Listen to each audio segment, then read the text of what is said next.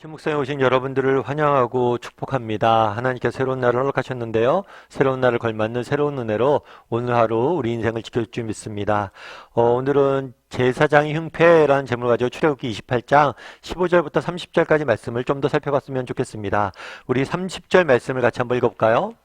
너는 우림과 둠밈을 판결 흉패 안에 넣어 아론이 여호와 앞에 들어갈 때에 그의 가슴에 붙이게 하라.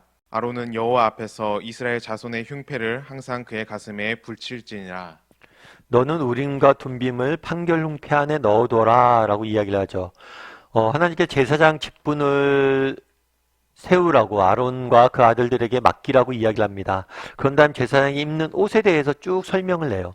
이 옷은 제사장이 갖고 있는 신분과 또 제사장이 갖고 있는 권위에 대해서 보여준다고 그랬죠. 그런데 옷을 만드는데 흉패를 붙이라고 그래요. 가슴에. 이 흉패는 가슴에 붙이는 거, 가슴에. 그런데 이 흉패에는 보석이 박혀 있다고 그랬죠. 이 보석에는 이스라엘 백성들의 이름이 적혀 있었다고 어제 배웠습니다. 그래서 보석에 이름을 새겨놓은 이유는 뭐냐면 이스라엘 백성이 하나님 앞에서 그만큼 소중한 존재임을 보여주기 위함이에요. 그런데 이 흉패는 일종의 주머니예요. 정사각형으로 된 주머니예요. 이 정사각형으로 된 주머니인데 이 밖에는 보석이 이렇게 박혀져 있었고요. 이 안에는 뭐가 들어있었냐면 우림과 둠빔이 담겨져 있었어요. 이 우림과 둠빔이 어떻게 생겼고 어떻게 사용되었는지는 정확히 우리는 알 수 없어요. 아마 학자들에 따라서는 이 우림과 둠빔이 제비 뽑기 할 때 여러분 제비 뽑잖아요. 그 제비의 모양이 아니었을까라고 생각하기도 합니다. 근데 성경은 정확히 말하고 있진 않아요. 근데 우림과 둠빔을 어디에 넣으라고 그랬어요? 이 흉패에 넣으라고 그랬어요. 그런데 이 흉패를 재밌게 표현하죠. 그냥 흉패라고 표현하지 않고 뭐라고 표현해요? 판결 흉패라고 표현해요. 그렇다면 왜 판결 흉패라고 이야기하고 우림과 둠빔을 흉패 안에 넣어놓으라고 이야기했을까요? 이 우림과 둠빔이 하는 역할은 뭐냐면 하나님의 뜻을 분별하는 거예요. 그래서 이 하나님의 뜻을 분별할 때 사용되는 게 바로 이 우림과 둠빔이에요. 다르게 얘기하면 제사장의 가장 중요한 역할은 뭐예요? 하나님의 뜻이 무엇인지 분별하고 판단하는 게 제사장에 맡겨진 가장 중요한 역할이라는 거예요. 제사장이 해야 돼. 그래서 가슴에 그것들 넣어놓은 거예요. 우리도 마찬가지예요. 여러분 우리가 이 땅을 살아가잖아요. 우리가 하나님의 백성이잖아요. 그리고 베드로전서에는 너희는 왕같은 제사장이라고 이야기하잖아요. 따라서 정말 우리가 하나님 백성으로서 우리가 가슴에 새겨야 될, 우리가 가장 중요시 여겨야 될 것은 뭐예요? 하나님의 뜻을 구하는 거예요. 하나님이 원하시는 게 무엇일까? 하나님의 계획은 무엇일까? 하나님의 바라시는 뜻은 무엇일까를 구하는 게 우리에게서 가장 중요한 우리가 해야 될 사명이란 거죠. 그런데 우리가 인생을 살면서 가장 많이 범하는 실수 중에 하나는 뭘까요? 그것은 하나님의 뜻을 구하지 않는 거예요. 그래서 대부분 그런 이야기를 하죠. 아, 그때 내가 정말 직장을 옮길 때 좀 더 하나님 앞에 기도했어야 되는데. 참 내가 너무 섣불리 하나님의 뜻을 구하지 않고 기도했던 것 같다. 또 어떤 직분을 맡을 때, 어떤 역할들을 맡을 때, 직장 내에서 어떤 지위를 맡을 때, 아, 내가 정말 이런 것들을 조금 더 깊이 기도했어야 되는데 그러지 못했던 것 같다. 그런 얘기를 많이 하잖아요. 우리도 목회자들도 유학을 가거나 사역지를 옮기거나 이런 거 할 때, 아, 좀 기도했어야 되는데, 기도하지 못하고, 정말 뭐예요? 행동하는 경우들이 너무 많다는 거예요. 정말 충분히 기도하고, 정말 하나님이 주신 확신 가운데 인생길을 걸어 가야 되는데, 그러지 못하고, 정말 걸어가는 것들이 너무 많은 거죠. 그래서 정말 우리가 뭘 해야 돼요? 기도해야 돼요. 정말 특별히 뭘 위해서 기도해야 돼요? 하나님의 뜻을 구하기 위해서. 하나님 뜻이 무엇인지 판별하기 위해서 기도하고 말씀 보고 이런 노력들을 해야 돼요. 저는 어렸을 때, 우리 아이들이 어렸을 때, 뭐 집에 이제 아이들이 어렸을 때 저희 어머님이 좀 봐주셨거든요.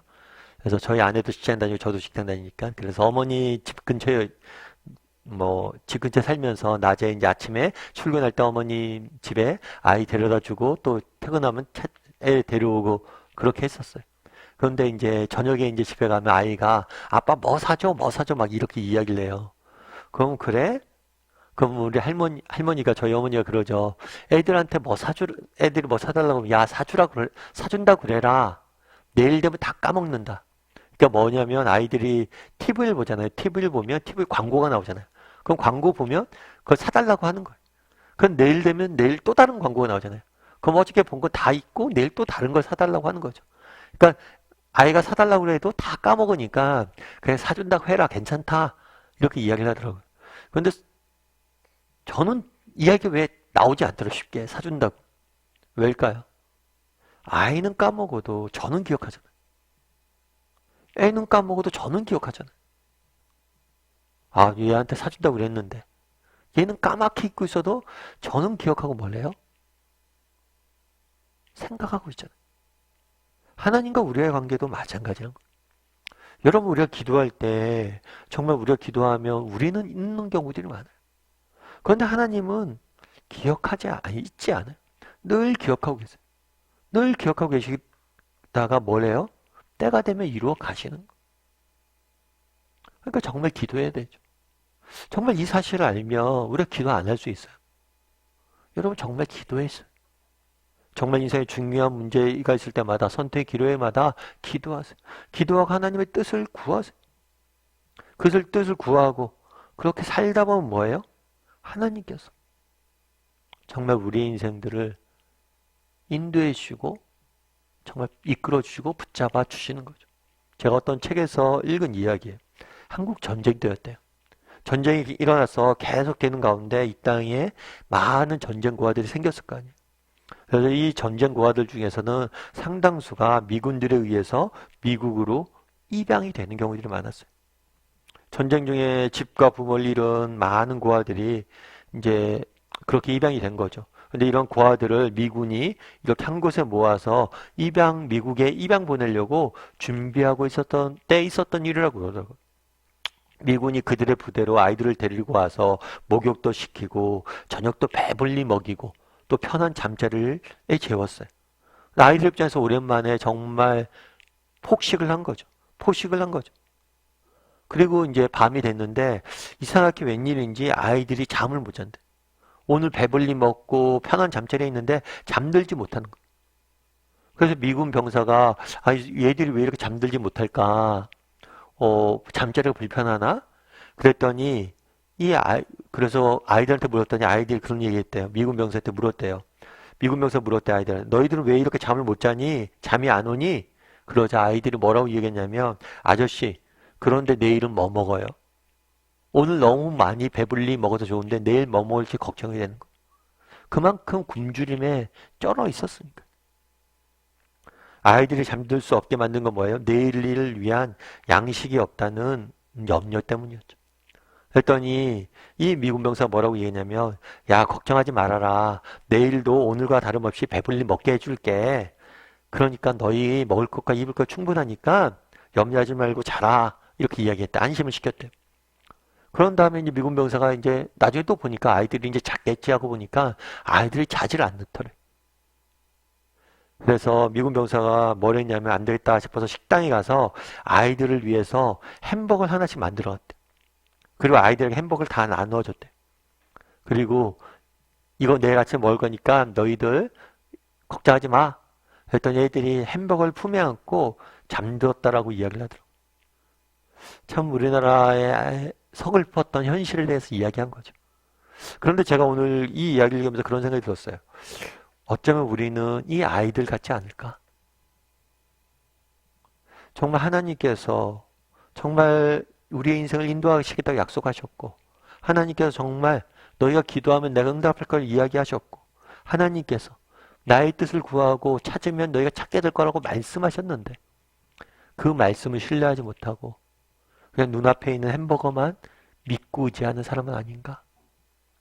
정말 하나님을 신뢰함으로 하나님의 뜻을 찾고 구해야 되는 사람은 아닌가? 하나님은 누구세요?